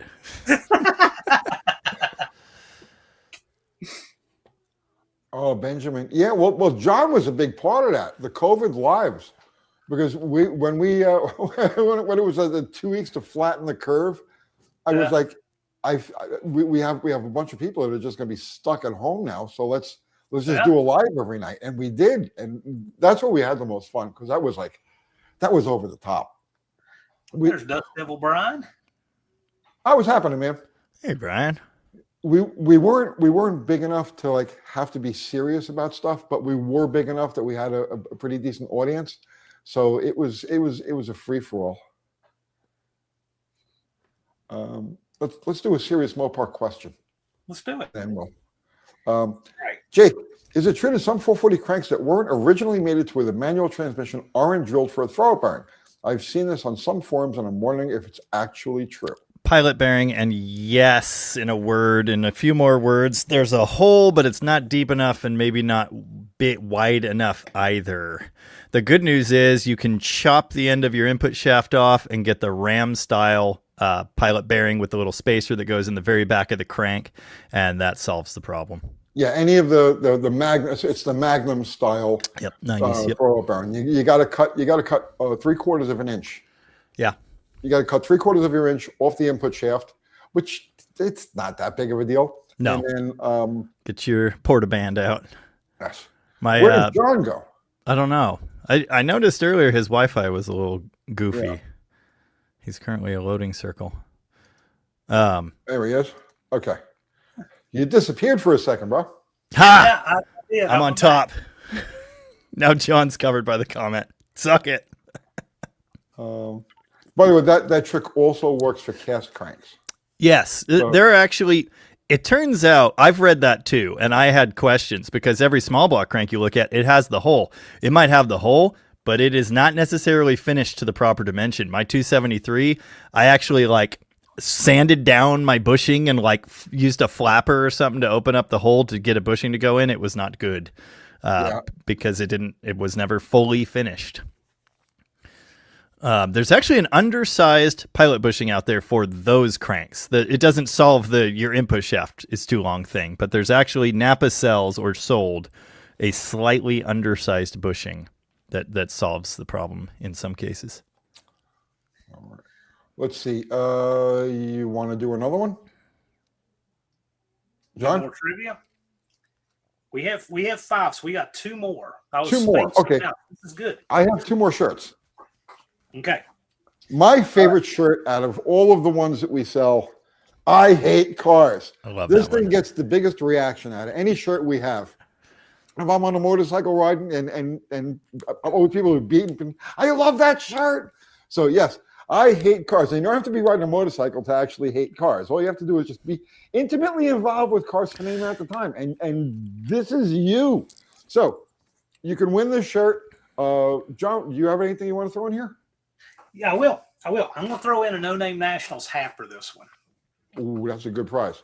So we got the I Hate Cars shirt and the No Name Nationals hat. Do you have a sample of that? I don't have one with me. It's got this same logo on it right here. It's black, Trucker's Flex Fit. It's nice. All right. So now they know to send, if they win, they know to send me an email at uncletonysgarage@gmail.com. Yep. But how do they get a hold of you? I can just get the list of winners from Kathy because I'm writing down who's won and what they get. So it's no problem. I'll get it to them. All right. So this is for the shirt and the hat. That way it's one stop for them. They send it to Kathy. They don't have to send it to me also. All right. This one should be quick. Okay. And I've got some documentation on it, since I always get a lot of these Dukes of Hazzard questions about Chargers. Of the 300 plus Dodge Chargers consumed in the making of the Dukes of Hazzard TV series, how many had a manual transmission? Yeah, that's a good question. Now, this is pretty well documented from several sources. All right. Wheelie King says 1. Mike Foy says 1. I knew you'd have to be quick. Chicken Joe Man says 1. Boomer says 2. Shannon says 5. Olive says none. Paul Cabazola says none. Mexican, why does this hurt Jamie? Oh, Chargers being jumped? No, I'm good. Right. It's just a fact. Well, I let him go. Dodge. I let him go for a minute, but Willie King, he got in there fast, and it was 1. It's in Tom Sarmiento's book, and we also had him on the show one time. There was one jump car that was a manual transmission, and I believe the shifter broke off in Al Wyatt's hand on the jump. Now, was it a 4-speed or 3-speed? I believe it was a 4-speed, but there was Really? one jump car had a manual transmission. The only Probably one. 3-3. John Schneider even said he didn't think there were any, but several of the people who did the stunts and mechanical work have all said, yes, we've seen there was one manual transmission car. It was a stunt car, not a close-up. One only. So it was either 318 with 3 in a tree, 383 2-barrel 3 in a tree, or a 383 4-speed. Is there no 318 3 on the floor?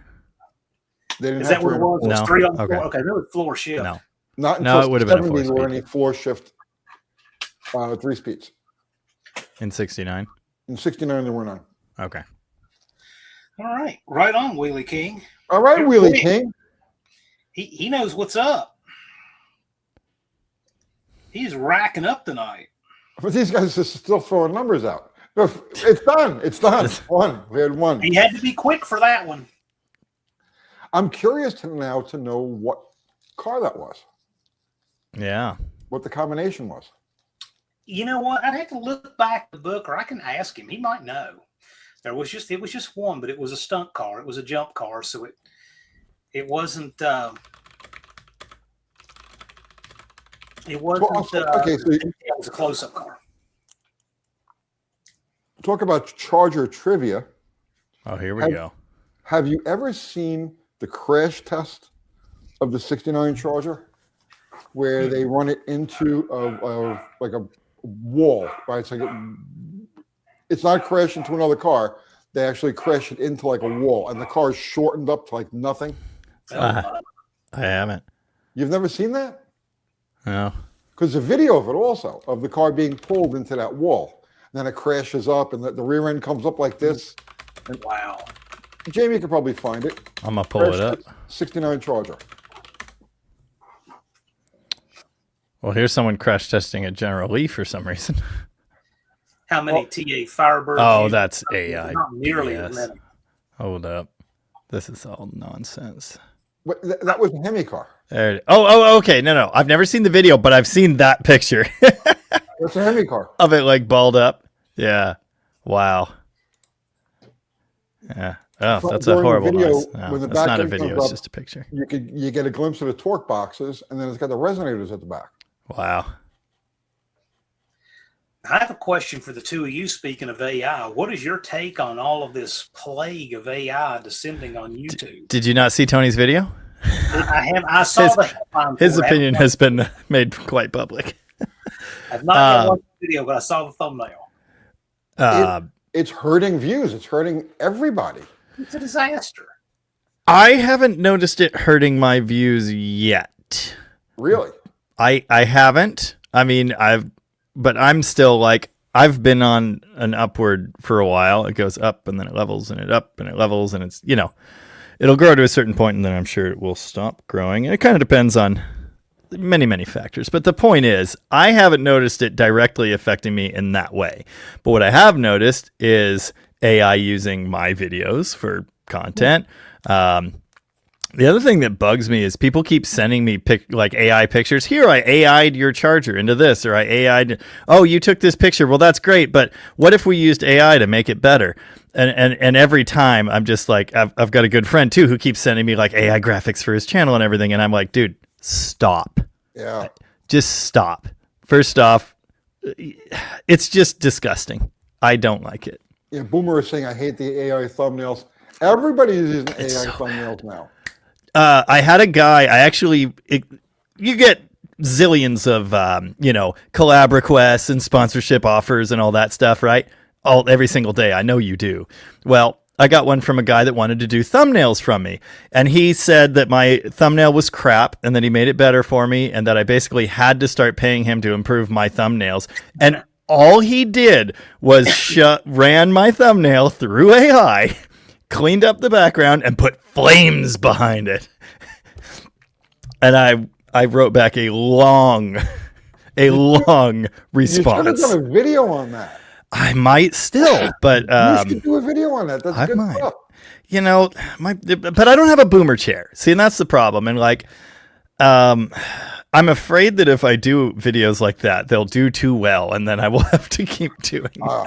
That's my you problem. know what I'm talking about. I know exactly. Okay, it's not a problem. It's good fortune, but sure, you do like the typical stuff that we started doing, right? That we kind of intended to do, and it gets 20,000 views, 30,000. Sometimes it doesn't even make 20,000. I know, 15,000, 18,000, and you've got to invest time. You've got to invest money. You've got to actually work on this stuff. You do a boomer chair type of video, and now that thing, there's no investment in it whatsoever, except for the time it takes to shoot it. Yep. And it gets 400,000 views, 700,000 views.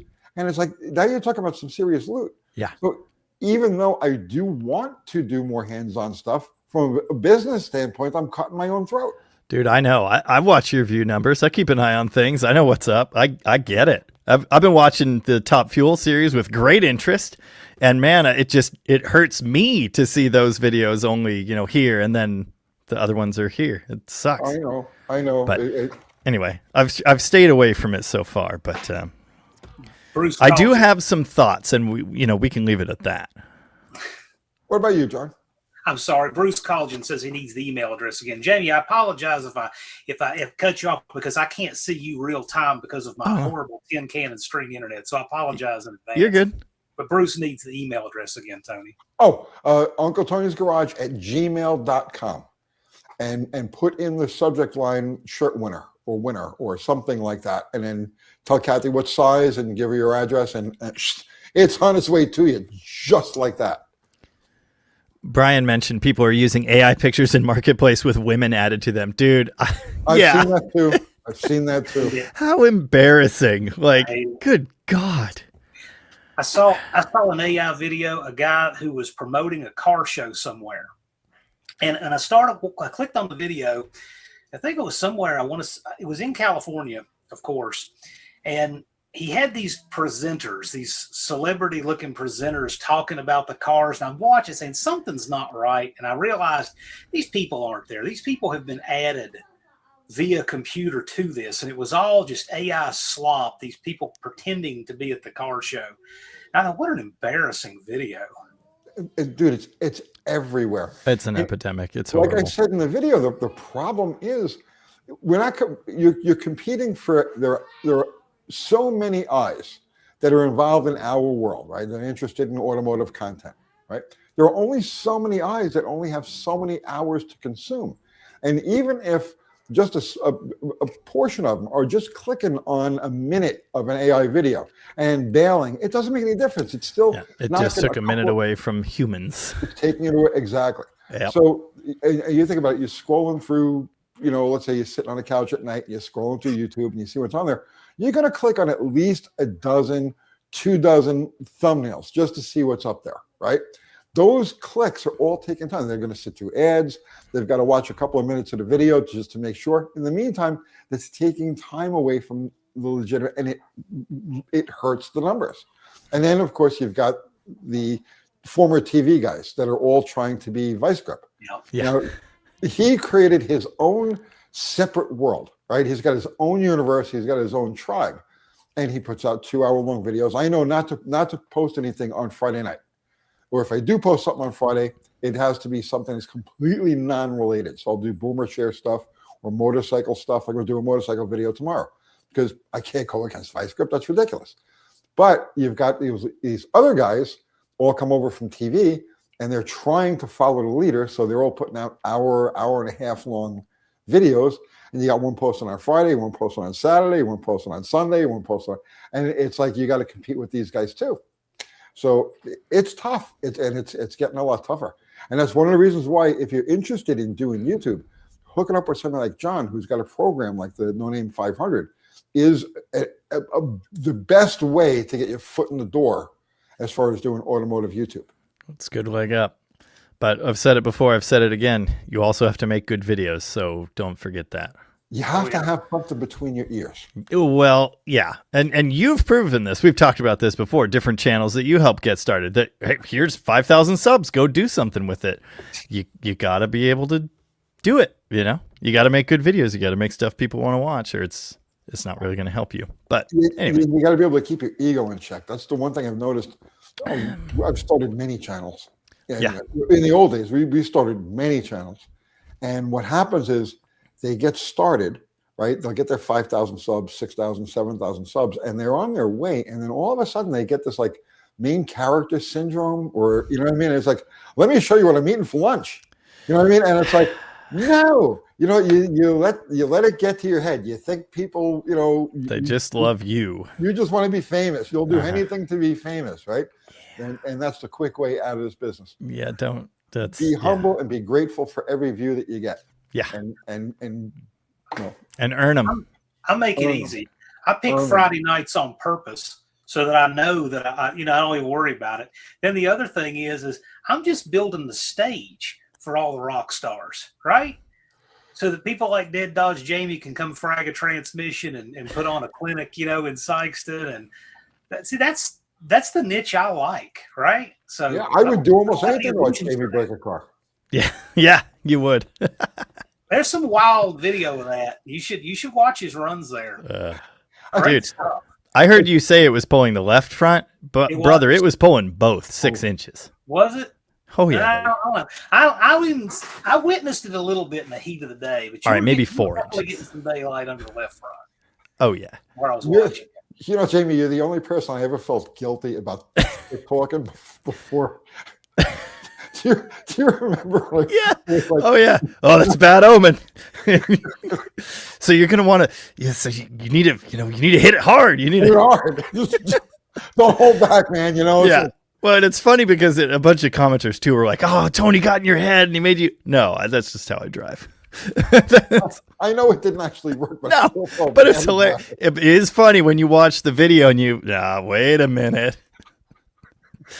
Oh, that's good stuff. No, I've never been happier to drive, 4,000 miles one way almost to snap an axle immediately. That was so fun. I'd do it again. We lost John. He's a spinning circle again. Yeah. What? He just popped up on another plane. Whoa. Okay. How did I do that? Wilbur. Right, this is too much, John. It's Johnception. There you go. Welcome back. Someone said, Jamie, you just have to. Oh, we have to face it. We are the boomers now, dude. It's so true. I've been a secret boomer for a long time, but I'm there, man. I'm there. Facebook marketplace scams. Yeah. Oh, I did a video about that too. What happened? Go ahead. Oh, Birdsong did a video smashing Facebook Marketplace being full of scams and BS for Mopar stuff. Yeah, I was just linked. A friend of mine linked me a $28,000 Charger RT in not Tennessee, but somewhere around there. And he was like, this seems cheap. Yeah, bud, it's cheap by a factor of 4. Birdsong, I don't know why he doesn't get more views. He puts out really good videos.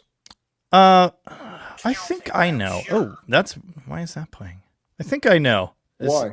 Titles and thumbnails have never been his presentation is not. It just doesn't quite have the same like polished. It's just his style, you know. That's what I think. I mean, that's possible. That's possible. But he does a lot of really innovative stuff. He does Very a lot true. of fun stuff. And That valuable what he did technical with that videos. 70 Super V was just awesome. I Yeah. love that. Yeah. I don't know. He's in there. He and I are kind of neck and neck. I passed him in subs finally, but he's catching up again. Yeah, I'm gonna invite him on a live someday soon. Nice. And Unity Andy Motorsports is in Hey, the house. What's going on, that guy. Andy? What's up? Andy and Micah are bringing Clark, the Fairmont wagon, to No I Name love that National thing. in September. That Clark Kent, man, that is such an awesome wagon. I love that thing.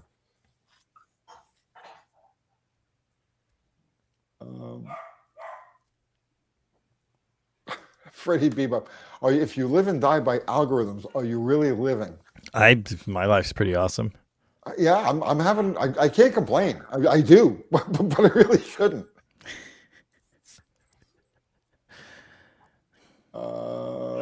Not enough people like patina cars, dude. It's like a thing now. Like so many people like patina cars. Where have you been? Thumper, I believe it is named for Clark Griswold. It's got the wood grain and everything. I kind of thought that's where you were Clark going. is driven, Like yeah. she's a Butte Clark. Yes. Territory. Andy, want to race again?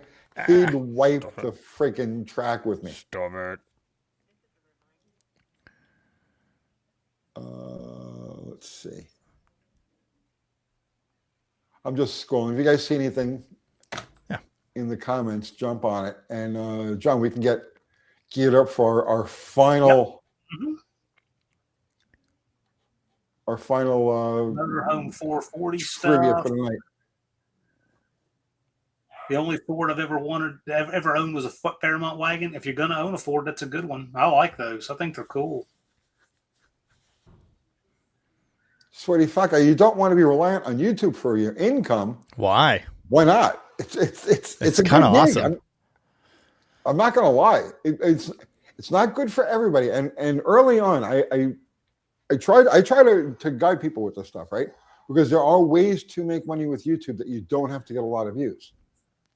Right? People think, oh, I got to get 800,000 views, 1 million views every video to make money with it. And that's not true. No. You need a bunch of evergreen content. You need stuff that people are going to click on all the time, and it has to be topical. So Holley carburetor accelerator pump, in the title and in the description. And what happens is the algorithm picks it up, people search this term, and your video pops up. And you do enough of those over the course of, you have, let's say, 500, 600 videos of that evergreen, don't worry about what they get when you launch them. It gets 10,000 views. Don't stress it, because over the next 6 or 7 or 8 years, it's going to get consistent views, and you get paid for every one of those views. Yep. So you can actually make a pretty substantial amount of money off of YouTube without having to turn big numbers. All my bills are paid, and then some. Yeah. I got enough money to be stupid, and I routinely get about 30,000 views a video, 30 to 40. Yeah. And that's not like earth-shattering numbers or anything, but do that consistently and get that evergreen content banked. Sometimes you hit it just right, because sometimes some videos are a lottery ticket. Like I got one video that's got like 5.6 million views at this point. Nothing. I've made nothing off that friggin' video. Like $10,000, $12,000, whatever it is. Yep. I have one that's got 1.7 million now that I've made 27 grand off of. Was that the battery video? Battery video. You told me about that. Yeah. So talking about, I did a mail truck video, put an engine in it, in a mail truck, and it got like 500,000, almost. That's awesome. Oh, maybe it's not that high yet. Maybe it's only like 350 or I don't remember. Anyway, it's up there somewhere, and I made nothing, absolutely nothing on that video. Bad CPM. Yeah. Yeah. See, it just depends on how things fall together. Yep. Sometimes you get a CPM, like the CPM on the one video, the 5.6 million, the scam video. The CPM on that was like, I don't know, $4 or $5, and then the RPM is half of that, which is what you can actually get paid.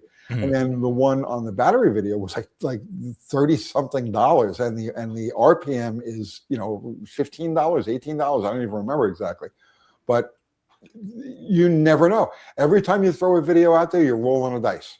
Yep. It's like another pull. It's like another pull in a slot machine, right? Every time you put a video out, you never know what's going to go, and it's that gambler's tension, you know what I mean, or right, that helps fuel making content.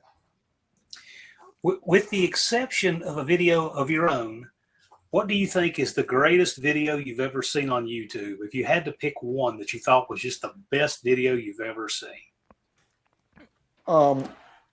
It's not even a video. It's a commercial Okay. for a Taiwanese bank. Okay. I'm serious. It's a commercial for a Taiwanese bank, and the gist of it is it's like a 2 or 3 minute long commercial, and the gist of it is it's a bunch of old guys, like they're in their 80s, and one of them's got cancer, and one of them's wife just died, and one of them's like crippled and stuff like that. And then they get together because one of them had died, and they get together for this meeting, and they're sitting around this table, all these old guys, and they're all hunched over, and they got their friend who died, his pictures at the table, and one of them, like the oldest, feeblest of them, picks his head up like this, and his head says, "Let's ride the motorcycles." And then they all like, "Yes, let's do this thing." So they start this regiment, they're exercising, they do all kinds of shit. They're digging out their old bikes, and they get them running, and they make this lap of Taiwan. And you say, well, that's a really good commercial, except that it's a true story. It actually did happen.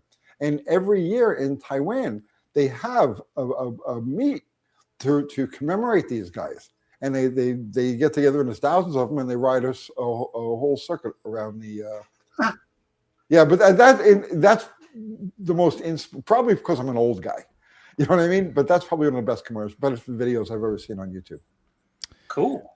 I think my favorite video I've ever seen was from a channel called The Proper People, and I almost sent it to you. They're like urban explorers, which is a nice way of saying they break into places they shouldn't be. Yeah. But this particular video, they weren't breaking into anywhere. They were actually invited. It's a steam engine I think it's in Boston, and it's an original water pump for a city. The pumps are all gone. Most of these engines were scrapped 100 years ago, but this one is still there, and this friend of theirs got it running. And it's just seeing that. I've watched it God knows how many times, and it's just one of the most amazing things. It's this... Send me a link to that. I almost did send you a link to it, like when I first found it 2 years ago or something, or whenever it was, because I knew you would appreciate it. It's so great. I'd love to see that. It's so cool. It's still there. They've got old school, old light bulbs all around. It's not hooked to the water supply system anymore, but it's still there, and they got it running, and it's just the greatest thing I've ever seen. I wish I could find one, but yeah, I'll have to send that to you. What about you, John? I think before destruction became his entire hallmark, there's one Whistling Diesel did that I really enjoyed. A channel I just can't watch for the destruction, but he had a monster truck, and he put it in the Gulf of Mexico. Yes. Got around all of his permissions and literally drove this thing with flotation tires out into the Gulf until they made him turn around. Yep. But I thought, you know what? That's just pretty freaking cool. And I gave him a lot of, and it was produced. I think what I really like, the fact they did it was cool. And people have done that for years. I mean, Gravediggers, crossed the Sound there near Chesapeake, and Bigfoot's been in the water. So people have done that before.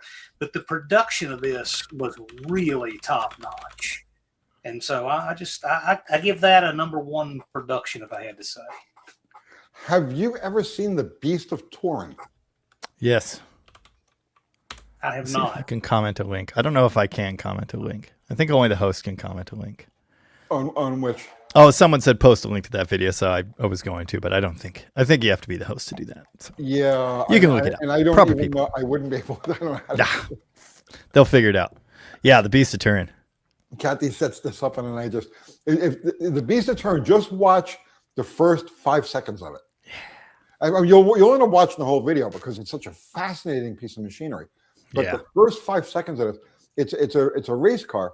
It was built in 1909. Oh yeah, yeah. 1909, and it's got like a giant 4-cylinder engine, and it doesn't even have an exhaust on it. This is how primitive this thing is. It's just got 4 portals in the side of the engine that just throw fire out of it. So and it's huge. It's like 6 feet tall. It's like 4 feet wide. The driver is like this little dot in the. And so anyway, the opening scene of this thing is it's out. It's like sitting in front of a garage, and there's a bunch of people standing around it, and the guy is going to go start it, and it's got a crank start on it, right? And so I have watched this 100 freaking times, and I still don't know how this happens. He grabs the crank, okay, and he goes whoomph like this, and he steps back, and when he steps back, it goes wow. Like, yes. I've seen that. It's the most amazing internal combustion thing I've ever freaking seen. That's a good one.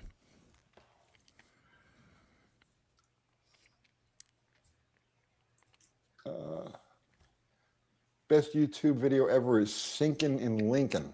Never saw that one. Uh-oh. You guys freeze? No, Oh, okay. I don't think so. You guys watch any LA Beast? I don't know what that is. I don't either. I haven't watched TV since 2015, so You've been what? I haven't watched television since 2015. No, it's on his YouTube channel. You're right, but I'm saying I'm kind of disconnected. Oh, he does a lot of challenges. He did this one where he ate the world's hottest ramen noodles while wearing these electrical devices on his hands that made them spin. Like, after this guy's videos, I have to stop. I can't go any further because I just fall out. All right, are we ready for the last one? We are. Remember your video about the ramen noodles that time? You did trying to remember what it was you did with your ramen noodles. They wound up. You were eating them. Yeah, you were eating them on the bike. Yeah. Yes, and you got about a week's worth of flack from Brian Cabral for doing that. Remember that? Brian Cabral. Yes. I missed him. So I sent him some ramen noodles and Sanford and Son DVD. Just for him, but it came back, and that's because, of course, he didn't live where he said. So, but I tried. I really tried to send him something so he could win too. All right, I've got our last question here. Okay. And wait, this is for a shirt. Our sketchy shirt. Do this for a shirt. This is sketchy, even by my standards. One of the most popular shirts we've ever done. You should know my brother wears that shirt often, and he is one of the sketchiest car builders I have ever known. It's a way of life for him and a point of pride. What's that? He beats me. I mean, I think sketchy shit. There's some good competition going there. All right. Well, so we'll do this. We'll do this for a shirt. And a no-name national shirt. So this is for 2 shirts: the sketchy shirt and no-name national shirt. If you, as I said before, if you win this, you send the email to UncleTony'sGarage@gmail.com saying that you won and the type of shirt that it is and the size, and we'll do all of that. I do not know how Googleable this would be. So you might be one of these things you might just have to know, but you can definitely look it up. I don't know how quickly you can. Okay. Who made the first ever pass down the track at the inaugural AHRA No Name Nationals? I'll give you the date. It was September 30th, 2022. Who was that? Long ago. Jamie's rushing. So you can see, I don't know that it's out. I know because I've watched it.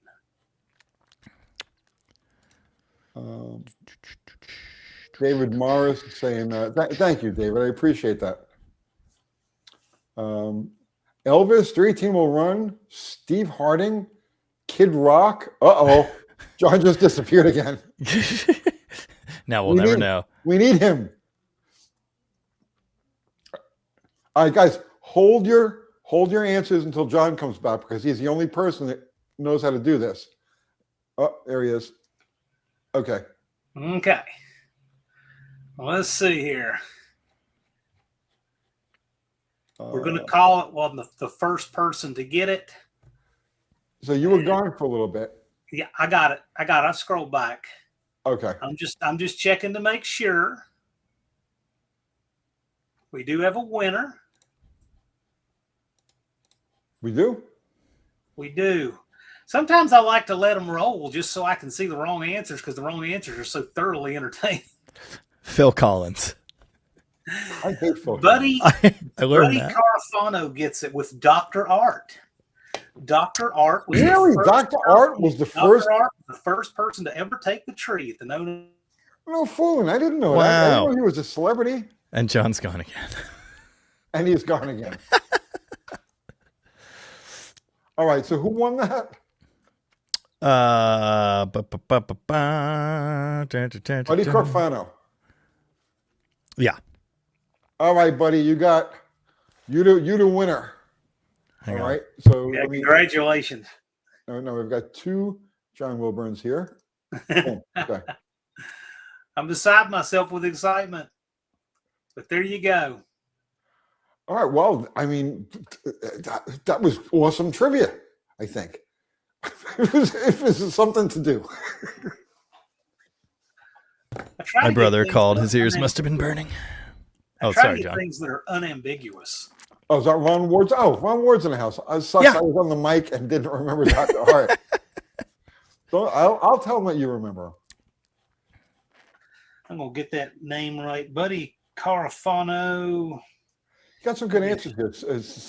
Caesar Augustus, John Cope, Roseanne Barr, Trump, someone's grandma. Someone's grandma. Oh, my dude. I was there and don't know. Brad Pitt. This is why I like the wrong answers. They're just so entertaining. Yeah. I'm out of merch to give away. Oh, John's out of internets. Send John a quarter. Sophia Loren.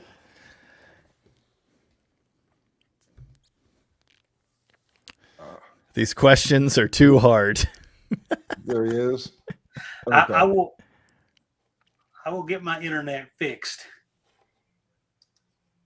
Well, no, I like it because it's like we have a new guest all the time. Yeah, I get dramatic pause to the stage. Yeah, but me being that one all the time, that's terrible. John, I'm sure my internet will go out at some point.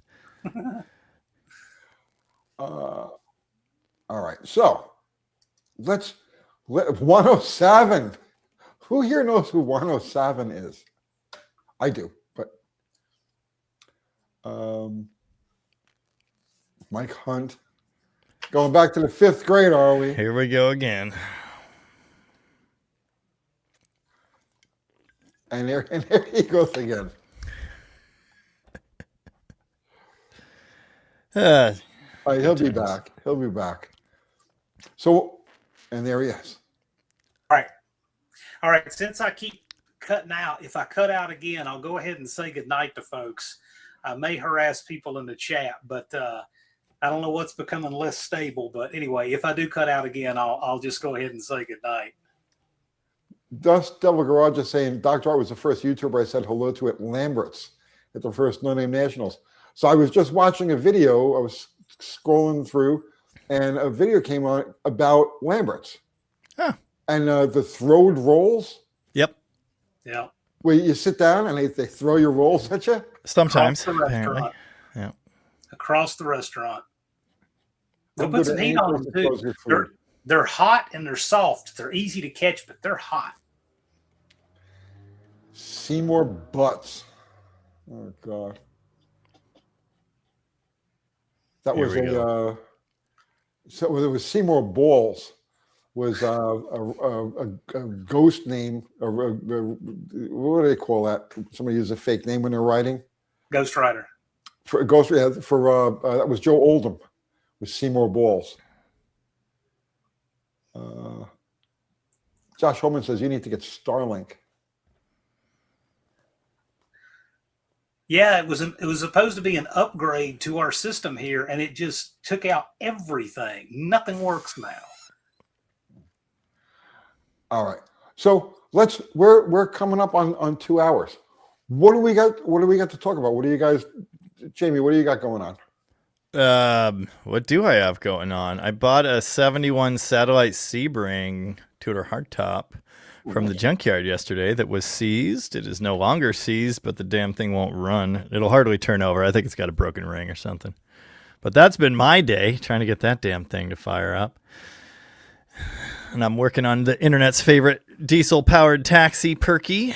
So I got another episode on that coming. You're getting some views on that, right? Dude, it might as well just be called the Perky channel. The Perky and Tin Grill channel. People love that stuff. I did a Tin Grill engine swap yesterday, and that too. Yeah, good for me. What about you, John? What do we got going on? You? Well, probably the one coming up people are going to want to see is my 85 Dodge van has all the original stuff and put a timing chain on it. And so the next step to renovate this, I'm going to go down to Dallas's and we're going to swap it over to a quadrajet, factory 318 intake with a Mopar style quadrajet from the 80s. It's been drilled out so it has an adjustable idle mixture and everything. Basically made a non-emissions carburetor from an emissions carburetor. And so we'll do that. And the next step after that is I want to put some shorty headers and lake pipes on it. So just one thing at a time. I have a 46RE. I'm going to do a 46RH conversion, put that in it. So just one thing at a time. It's the van content is kind of interesting. Not much of it out there. Right now, that's what we're doing. 70s vans seem to be becoming a thing. Man, I had 3 of them when I started the channel. I got rid of them all. Really? Yeah, it's just not a happy place to work for me. See, I love vans. I don't own any at the time. Well, I got a minivan, but. Oh, yeah, you got rid of the carry van, huh? No, I got it a couple of years ago. Yeah, that thing was cool. It was cool. I lost interest in it when it tried to kill me and Kathy and the dogs on the way back from Florida one night. I was like, nah, I'm just not into this anymore. Oh, my brother's in the comments. Is he? Yeah. What's up? Who's that? I have a Dead Dodge brother. Dead Dodge brother. Oh, I see. Dead Dodge brother. I got a short on my channel adjusting the ignition timing on the van going down the road with the doghouse off. That's fun. It's really nice. Yep, that's the best thing about them. if your half-inch bolt is rounded up enough that holds your distributor down, a 12 millimeter will tap on there and just live. Good to know. You can have like a little lever that just stays there. It's kind of nice, actually. Well, you know the trick. I mean, you're just supposed to snug that down. You're not supposed to ever torque that. But I mean, to get the wrench to stay, you just leave it under there all the time. Well, what I'm saying is if you get that bolt set right, your clamp is tight, but you can move that distributor. You don't, Sure. All right. I'm just saying. Right. No Mopar guy ever actually tightens down his distributor. I certainly don't recommend it. Mostly Old Part says, John, the van needs a manual transmission. Did you know I have a 1991 Dodge Winnebago van with a 360 Magnum swap and an 833 overdrive? They came in those vans, I think, up to 80 or up to 4 speeds. 90 was it 91 was the last year the B van had a manual? I think. I'm not sure. We swapped that one, but we got all the parts out of like an 87 V6 van, I think. Something like that. Yeah, just cute. That's exactly what I was thinking when I said that. That's Tony. Just said it. Just cute. Just cute. Yeah. Chevy was using the 833s. Yes. They have their own name for it. I don't remember what it is. Maybe my brother knows. They just called it a new process. Well, I thought, they gave it some number. But yeah, my brother had one. He put it behind a 6-liter truck engine. And we allegedly went out immediately and did burnouts in the street. This is in a 67 Impala 4-door hardtop. We allegedly went out and did burnouts in the street. It turns out there was no gear oil in that transmission. And let's just say it didn't live a long and happy life. My cousin used to work at a shop where they did a transmission swap in a Subaru. And the customer got from Roanoke to Blacksburg, Virginia, which is about 35 miles before it locked up because the guy who did the swap forgot to fill it with oil. Yeah, that's an important part. How far it'll make it with no oil. the closest I got to that, I did an engine on a vet, 78, 79 vet. It was a 350, and just a rebuild. And he told the kid he needed to change the oil. He'd give it about 500 miles and change the oil. So a few days later, I'm sitting on my couch, and I hear an engine, car coming up the street. Sounds healthy, and it's in front of my house, and I'm hearing eek, eek, eek, eek, eek as it's running. Right? What the hell's going on? Then it's the vet. And I go outside and I shut it off because I'm hearing it's this thing is trying to lock up. The kid didn't know to put the oil in the valve cover. He had seen somebody add oil to the transmission, to the dipstick tube.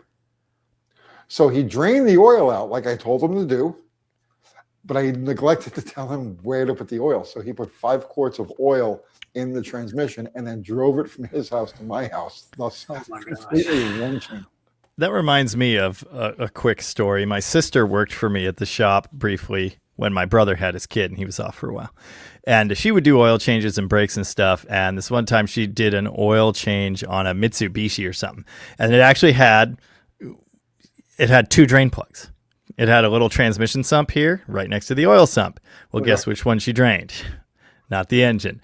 And then she put 5 quarts of fresh oil in the engine, and the gal went to drive away, and it wouldn't move for some reason. And we figured that out pretty quick. Don't do that. My brother says the GM called that thing the MY6. Really? Apparently, yeah. And yes, the countershaft was eating into the case really super bad, which is what aluminum overdrives Well, I'm going to say it happens to those transmissions Yep. organically without any real abuse. Yep. My all aluminum slick shift 4-speed is an OD case with steel bushings put in because it definitely did that. What was it that had yours ailing at No Name Nationals? Well, it's a funny story, John. So I thought it was a loose countershaft, but it was not that. We staked the countershaft at No Name and fixed that, but the noise is okay. It's actually 3 different issues. The shifter keeps moving, so I was always losing 4th gear, which is really stupid. I'll fix that. The clutch isn't fully disengaging, so it was dragging me at the start line, which is actually how I red lit against. I can't remember, one of the last rounds I went. The hotter it would get, the more the clutch would drag. I have the wrong fork in it, so I'm not getting full. Like when it's cold, it'll disengage.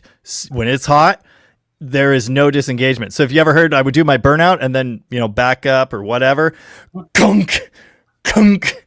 No clutch disengagement and no synchro to help. So there you go. But the noise, the horrible, terrible howling noise that was creating metal shavings was actually the early style steel shift fork in the 1-2 shift collar at the back.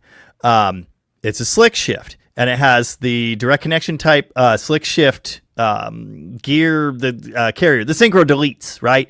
Originally, there are tabs in there that lock your shift collars in place. Well, mine doesn't have that. It doesn't have the little struts. It's actually got teeth all the way around. It could not have struts. And I thought, oh, this is awesome. Race car stuff, right? Well, the goddamn shift collar just sits there and wobbles. There's nothing to hold it in place. So what happens is, your shifter's in neutral or whatever, and that thing is just moving. It doesn't stay put. So it moves, it pushes against the steel fork, and it's not a bronze fork. So it's steel on steel, and they're just chewing each other to bits. And I still don't know how I'm going to fix that. But that was it. It was just howling like a bastard, and then the clutch issue, it just all compounded. You were a wild man in the car. The in-car video shows how brutal that was. Yeah, people tell me that you don't have to drive like that. I don't believe them. No, you got to drive it like you hate it. Yeah. The only thing I need the cigar. That's the thing I'm missing. Yeah. But no, it's Randy or Grumpy. Grumpy, and I say that, and then people are like, "But he was a Chevy guy." Yeah, I don't care. He's so cool. He was a legend, man. Yeah.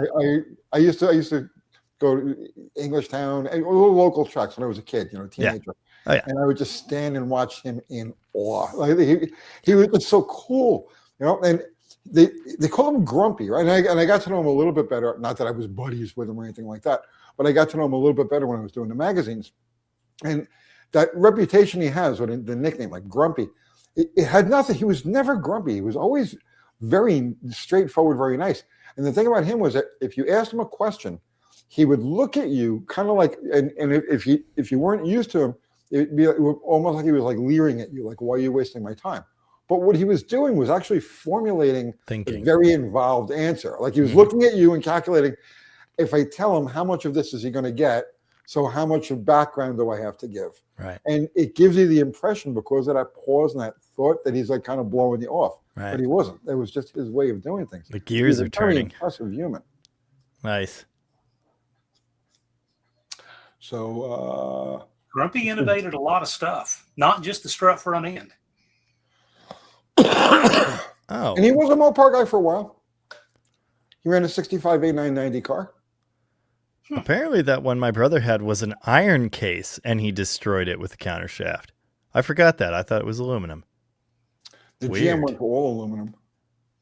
Well, I thought so too. Are you sure? Are you high on drugs right now? If it came out of a Chevy, Pretty sure it's aluminum, bud. It's aluminum.